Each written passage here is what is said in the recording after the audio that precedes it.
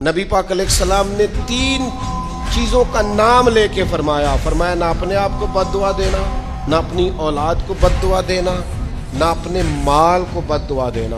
ایسا نہ ہو کہ جب تم وہ دعا کر رہے ہو تو وقت قبولیت کا کبھی بھی اپنی اولاد کو، اپنے آپ کو، اپنے اموال کو بد دعا نہ دو۔ کیوں ایسے جملے بولتے ہو؟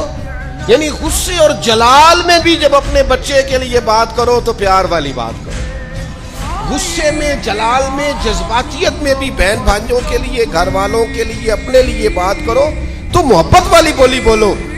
کبھی بھی اپنے لفظوں کو سخت نہ کرے۔ ہمارے ہاں 1 منٹ لگتا ہے، لوگ کہتے ہیں اللہ کرے میں مر جاؤں، اللہ کرے میں تباہ ہو جاؤں، اللہ کرے میں۔ او بھائی تو ٹھہر جا، اللہ تعالیٰ نے زندگی تجھے اپنے فضل سے عطا فرمائی ہے، تجھے کیا مصیبت بن گئی ہے، تو کہاں سے نکلا ہے، تو کہاں پہنچ گیا ہے، تو کیسے کہتا ہے میں مر جاؤں؟ تو اپنی جان کا مالک ہی نہیں۔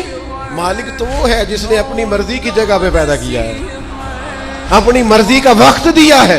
تو کیسے کہتا ہے میں مر جاؤں؟ نہیں، تو مر سکتا، اپنی مرضی سے مرے گا تو خودکشی حرام ہے، اور رب رسول کے راستے میں مرے گا تو شہادت کی موت نصیب ہوگی، ہمیشہ کی زندگی ملے گی۔